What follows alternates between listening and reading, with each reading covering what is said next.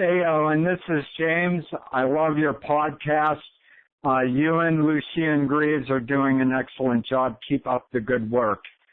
When did evangelism get political? That's the only thing I'd want to know.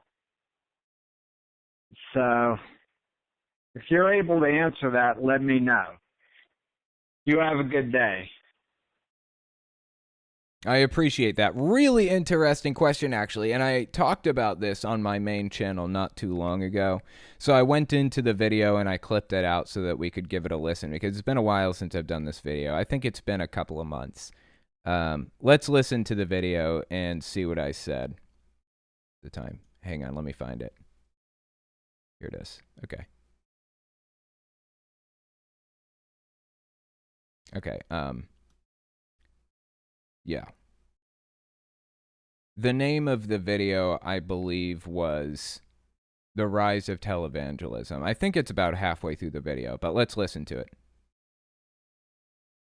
In 1979, Jerry Falwell used his fame to push something called the moral majority, which encouraged Christians to get more political and vote on specific issues. He went pretty hard against evolution, secularism being taught in schools, and homosexuals. They picked up a bunch of key political issues and ran with it. The organization disbanded in 1989, but they definitely accomplished their goal of politicizing Christians and branding the Republican Party as the political party of evangelical Christians. Lots of points argued by Republicans in the US today are based on Christian values, which is why I will never be a Republican. I might vote for a Republican candidate, probably not, but I might. I might even move toward conservative or libertarian ideas. Again, probably not. Some, maybe. But I will never consider myself a Republican. The party is linked to, supported, and heavily influenced by extremist Christianity. That's just what it is. I know I have some atheist Republicans in my audience. That's okay. I understand we have different views. Differing opinions should be allowed. But I will never be a part of a political party that's so heavily controlled by extremist Christianity.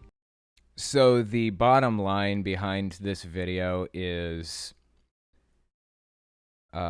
Jerry Falwell Sr. and Billy Graham and a bunch of others in the 80s started this basically campaign to try to get people to be more they started this campaign to try to get their congregations to be more involved in politics. Now, it's been shown that as you get older, you get more religious and you get more conservative. That's the general trend in society, in U.S. society. So the goal was to link those two, link religion and politics inextricably, so that everybody in their congregations, everybody in their megachurches would all go vote for the Republican candidate. No questions asked. That was the goal. And they largely succeeded. They did it. That's where we are now. The Republican Party is controlled by the evangelical voting bloc. You can't get into the government. You can't get into Congress or the presidency or anything else unless you have the blessing, if you will, of the evangelical voting bloc. It's really very sad that we found ourselves at this point, because that is one of the signs of a fascist government. That's one of the signs of a fascist society. Religion and politics are inextricably linked. And during the 1940s, after the 40s, into the 50s and the 60s and the 70s, there were people that studied what happened in 1940s Germany, trying to understand it so that we don't make those mistakes again as a human race. And they found that mixing religion and politics that way is one of the keys to how that whole situation played out.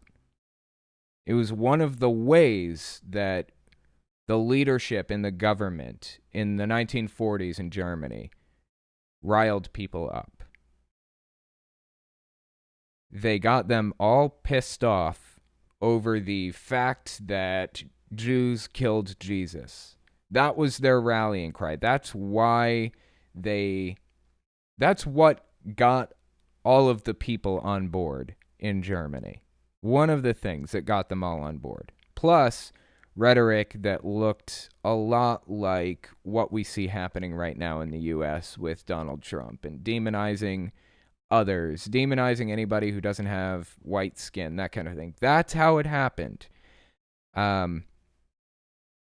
I know that's probably a controversial take, but I don't really know what to do about that. Like, that's just what it is. I'm sorry if people don't like me stating that fact, but that's how it played out, and that's what we're seeing take place right now. I'm not saying that Trump is literally Hitler or anything.